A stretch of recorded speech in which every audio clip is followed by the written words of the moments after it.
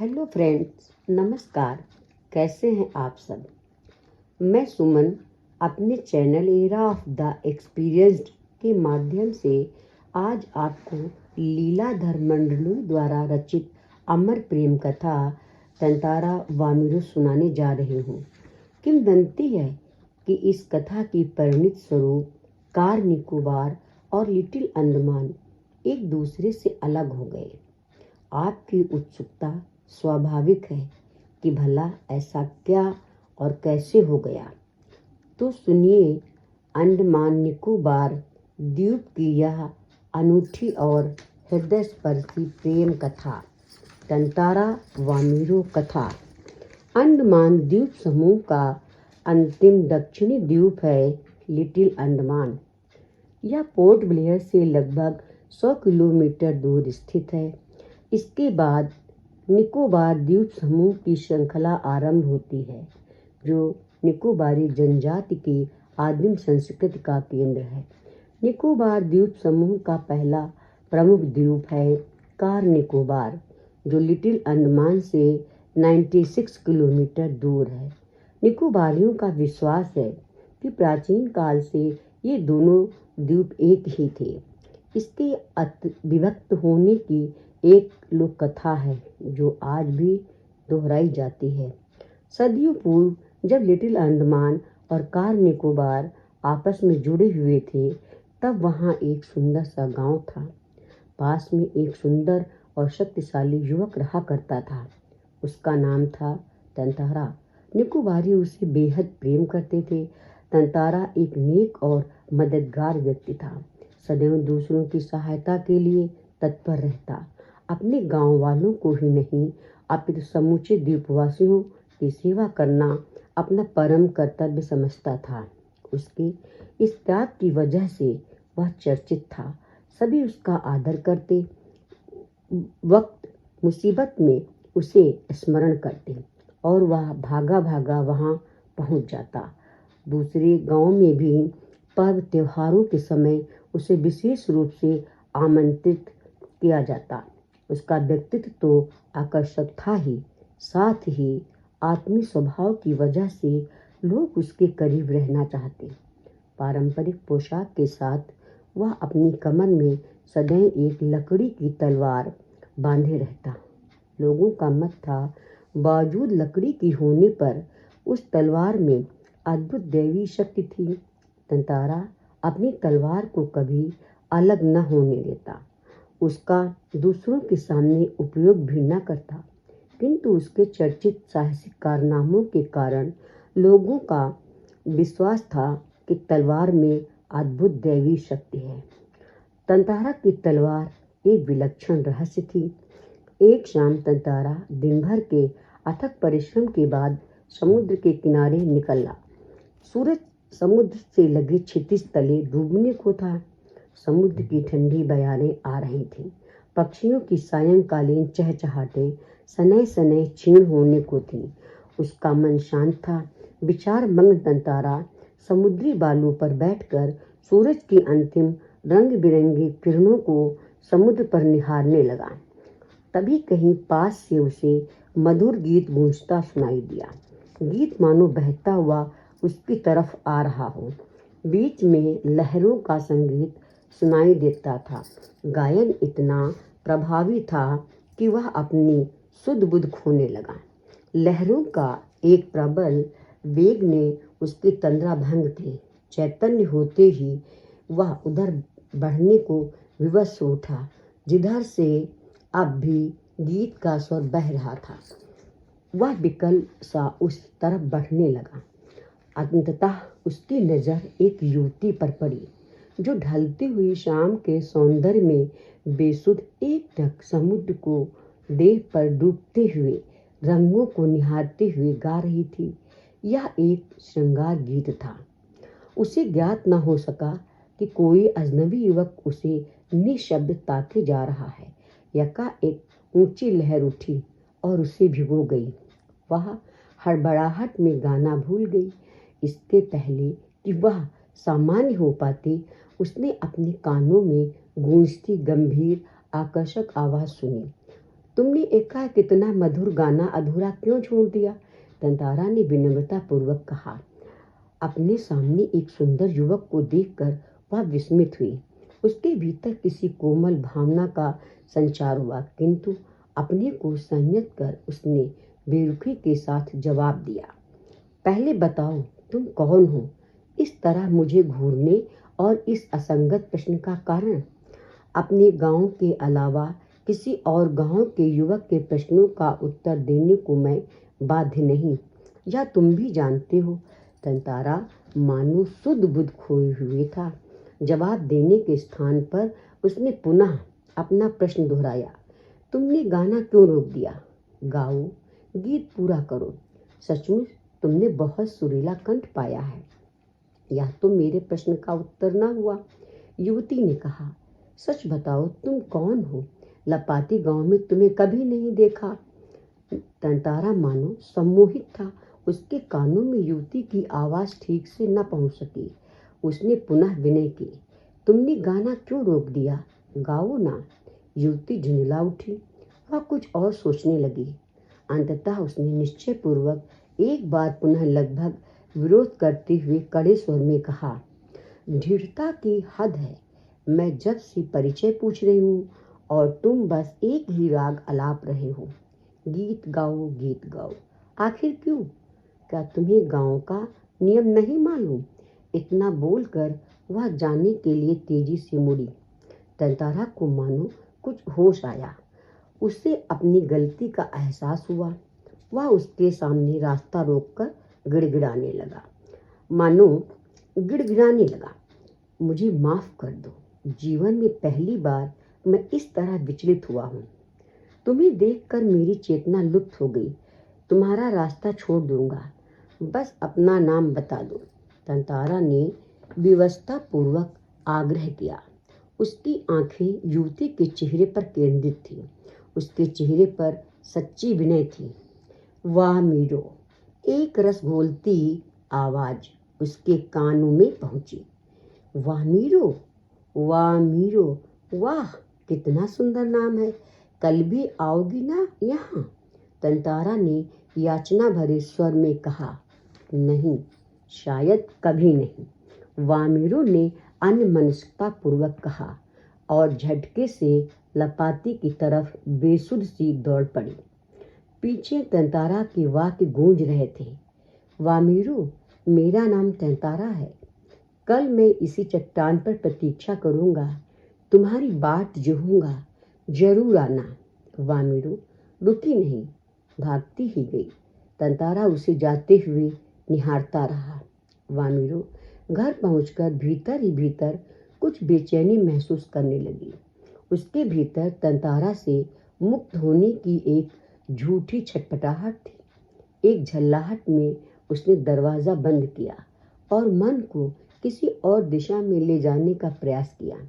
बार बार तंतारा का याचना भरा चेहरा उसकी आंखों में तैर जाता। उसने तंतारा के बारे में कई कहानियां सुन रखी थी। उसकी कल्पना में वह एक अद्भुत साहसी युवक था, किंतु वही तंतारा उसके सम्मुख एक अलग रूप में आया। सुंदर, बलिष्ठ, किंतु बेहद शांत, सभ्य और भोला। उसके व्यक्तित्व कदाचित वैसा ही था जैसा वह अपने जीवन साथी के बारे में सोचती रही थी, किंतु एक दूसरे के गांव के युवक के साथ यह संबंध परंपरा के विरुद्ध था। अतएव उसने उसे भूल जाना ही श्रेयस्कर समझा, किंतु यह संभव जान न पड़ा। तंतारा बार बार उसकी आंखों के सामने था, निर्निमेष याचक की तरह प्रतीक्षा में डूबा हुआ।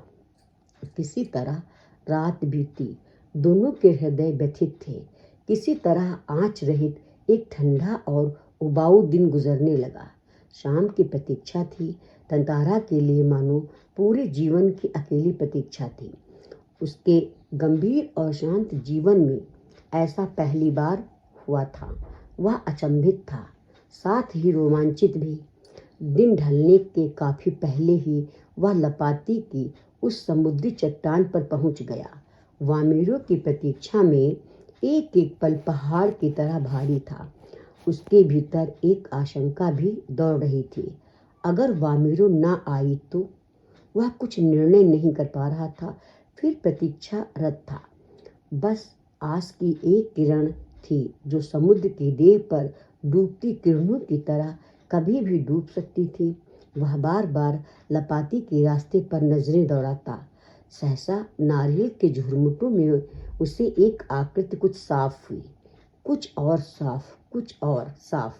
उसकी खुशी का ठिकाना न रहा। सचमुच वह वामिरो थी। लगा जैसे वह घबराहट में थी। वह अपने को छुपाते हुए बढ़ रही थी, बीच बीच में इधर उधर दृष्टि दौड़ाना न भूलती। फिर भी तेज कदमों से चलती हुई तंतारा के सामने आकर ठिठक गई। दोनों शब्दहीन थे। कुछ था जो दोनों के भीतर बह रहा था। एक टक निहारते हुए वे जाने कब तक खड़े रहे। सूरज समुद्र की लहरों में कहाँ खो गया था। अंधेरा बढ़ रहा था।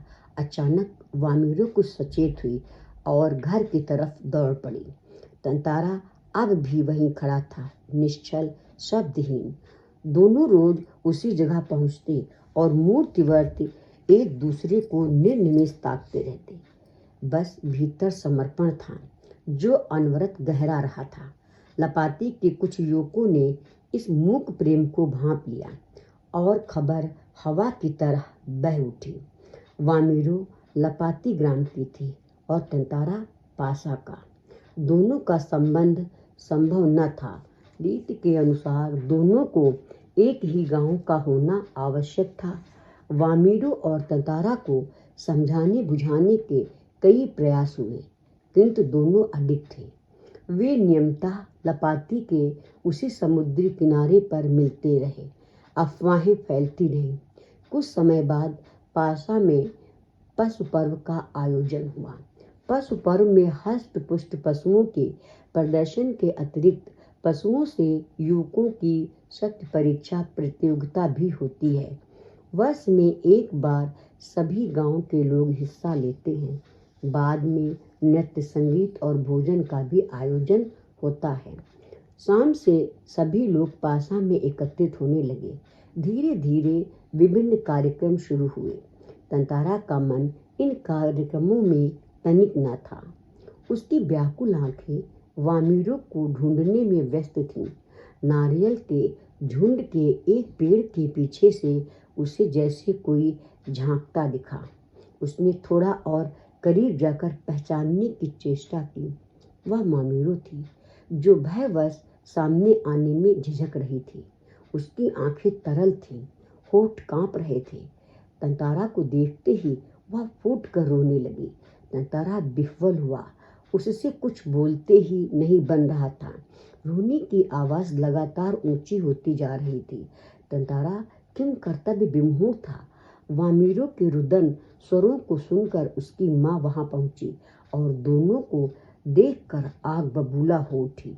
सारे गांव वालों की उपस्थिति में यह दृश्य उसे अपमानजनक लगा। इस बीच गांव के कुछ लोग भी वहां पहुंच गए। वामिरो की माँ क्रोध में उफन रही उठी। उसने तंतारा को तरह तरह से अपमानित किया। गांव के लोग भी तंतारा के विरोध में आवाजें उठाने लगे। यह तंतारा के लिए असहनीय था। वामिरो अब भी रोई जा रही थी। तंतारा भी गुस्से से भर उठा। उसे जहां विवाह की निषेध परंपरा पर क्षोभ था, वहीं अपनी असहायता पर खीज। वामिरो का दुख उसे और गहरा कर रहा था। उसे मालूम न था कि क्या कदम उठाना चाहिए। अनायास उसका हाथ तलवार की मुठ पर जा टिका। क्रोध में उसने तलवार निकाली और कुछ विचार करता रहा। क्रोध लगातार अग्नि की तरह बढ़ रहा था। लोग सहम उठे। एक सन्नाटा सा खिंच गया। जब कोई राह न सूझी तो क्रोध का शमन करने के लिए उसमें शक्ति भर उसे धरती में घोंप दिया और ताकत से उसे खींचने लगा। वह पसीने से नहा उठा। सब घबराए हुए थे। वह तलवार को अपनी तरफ खींचते खींचते दूर तक जा पहुंचा। वह हाँफ रहा था। अचानक जहां एक लकीर खिंच गई थी, वहां एक दरार होने लगी, मानो धरती दो टुकड़ों में बंटने लगी हो। एक गड़गड़ाहट सी गूंजने लगी और लकीर की सीध में धरती फटती ही जा रही थी। द्वीप के अंतिम सिरे तक तंतारा धरती को मानो क्रोध में काटता जा रहा था। सभी व्याकुल हो उठे। लोगों ने ऐसे दृश्य की कल्पना ना की थी। वह सिहर उठे। उधर वामिरो फटती हुई धरती के किनारे चीखती हुई दौड़ रही थी। तंतारा तंतारा, उसकी करुण चीख मानो गड़गड़ाहट में डूब गई। तंतारा दुर्भाग्यवश दूसरी तरफ था। द्वीप के अंतिम सिरे तक धरती को चाटता वह जैसे ही अंतिम छोर पर पहुंचा, द्वीप दो टुकड़ों में विभक्त हो चुका था। एक तरफ तंतारा था, दूसरी तरफ वामिरो। तंतारा को जैसे ही होश आया, उसने देखा उसकी तरफ का द्वीप समुद्र में धंसने लगा है। वह छटपटाने लगा। उसने छलांग लगाकर दूसरा सिरा थामना चाहा, किंतु पकड़ ढीली पड़ गई। वह नीचे की तरफ फिसलने लगा। वह लगातार समुद्र की सतह की तरफ फिसल रहा था। उसके मुंह से सिर्फ एक ही चीख उभर कर डूब रही थी, वामिरो वामिरो वामिरो वामिरो। उधर वामिरो भी तंतारा तंतारा तंतारा पुकार रही थी। तंतारा लहूलुहान हो चुका था। वह अचेत होने लगा और कुछ देर बाद उसे कोई होश न ही रहा। वह कटे हुए द्वीप के अंतिम भूखंड पर पड़ा हुआ था, जो कि दूसरे हिस्से से संयोगवश जुड़ा हुआ था। बहता हुआ तंतारा कहाँ पहुंचा, बाद में उसका क्या हुआ, कोई नहीं जानता। इधर वामिरो पागल हो उठी। वह हर समय तंतारा को खोजती हुई उसी जगह पहुंचती और घंटों बैठी रहती। उसने खाना पीना छोड़ दिया। परिवार से वह एक तरह बिलग हो गई। लोगों ने उसे ढूंढने की बहुत कोशिश की, किंतु कोई सुराग न मिल सका। आज न तंतारा है न वामिरो, किंतु उनकी यह प्रेम कथा घर घर में सुनाई जाती है। निकोबारियों का मत है कि तंतारा की तलवार से कार निकोबार के जो टुकड़े हुए, उसमें दूसरा लिटिल अंडमान है, जो कार निकोबार से आज 96 किलोमीटर दूर स्थित है। निकोबारी इस घटना के बाद दूसरे गांव में भी आपसी वैवाहिक संबंध करने लगे। तंतारा वामिरो की त्यागमयी मृत्यु शायद इसी सुखद घटना के लिए हुई थी। फ्रेंड्स, यदि कहानी आपको अच्छी लगी हो तो चैनल को लाइक और सब्सक्राइब करें। धन्यवाद।